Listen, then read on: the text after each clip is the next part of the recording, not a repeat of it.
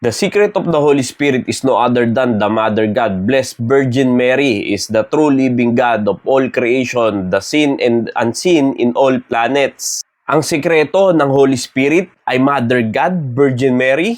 Teka, ni isa sa Bible, wala pa ako nababasa na Mother God.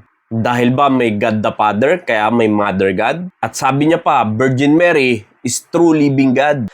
Linawin lang po natin, kahit kailan, hindi naging Diyos si Virgin Mary. Yes, alam naman natin na malaki ang kanyang ginampanan sa pagdadalang tao sa Panginoong Hesukristo. Pero hindi nangangahulugan na dahil siya ang pinili ng Diyos para magkatawang tao ang Panginoong Hesukristo, ganyan nakataas ang magiging tingin natin sa Kanya. At gagawin na rin natin siyang parang Diyos natin. Yes, mapalad si Virgin Mary. Biruin mo sa dami ng babae nung mga panahon na yon, siya'y napili ng Diyos para gamitin. Para ipanganak niya ang magliligtas sa sanglibutan. Pero wag nating kakalimutan ang kanyang katatayuan. Dahil hindi siya anghel, hindi siya Diyos, siya ay tao. Dahil kahit sino pa man sa atin ay sasamba sa kapwa niya tao, o sa anghel, o sa lahat ng nilikha ng Diyos, ay hindi magiging maganda yan dahil ayaw ng Diyos na meron tayong ibang sinasamba maliban sa Kanya. Yes, kahit na rin sa panalangin, hindi na natin kailangan padaanin pa sa Kanya dahil matagal nang patay si Virgin Mary at wala nang magagawa yan sa panalangin natin. Dahil kung sa Kanya natin padadaanin ng ating mga panalangin, ay hindi yan makakarating talaga sa Diyos. For there is one God and one mediator between God and men, the man Christ Jesus. Diyan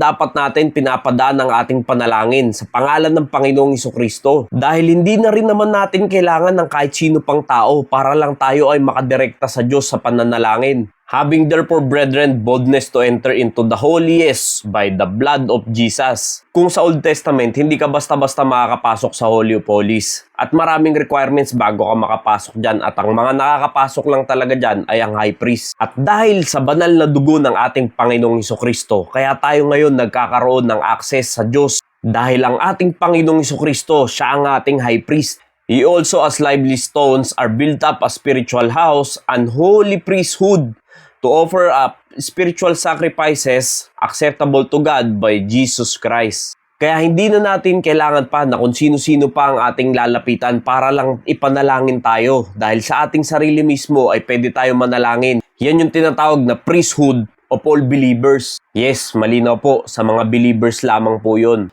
Kaya mga kapatid, mag-iingat kayo sa inyong mga aksyon pag kayo ay mananalangin. At kung kanino nyo ba talaga nilalapit ang inyong panalangin. Dahil kung yan ay padadaanin nyo pa kay Virgin Mary o kung kani-kanino pang tao, ay hindi talaga magiging kalugod-lugod yan sa harapan ng Diyos. Yes, pwede naman tayo makipag-pray sa iba.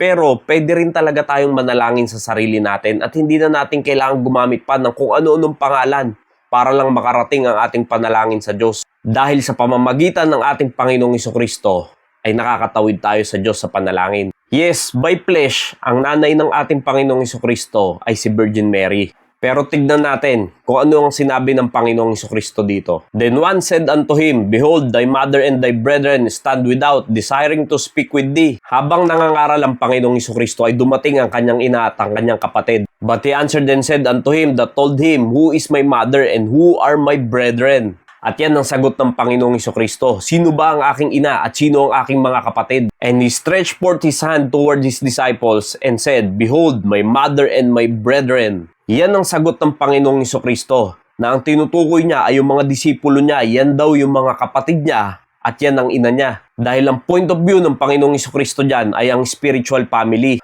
For whosoever shall do the will of my Father which is in heaven, the same is my brother and my sister and mother. Yan pala yung malinaw na kasagutan dyan. Yes, sa laman, ang ina niya ay si Virgin Mary.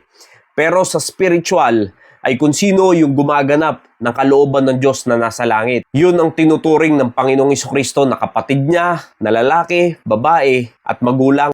Kaya mga kapatid, nawa naging aral itong video na ito patungkol sa mga ganyang usapin. Maraming salamat po and God bless you all.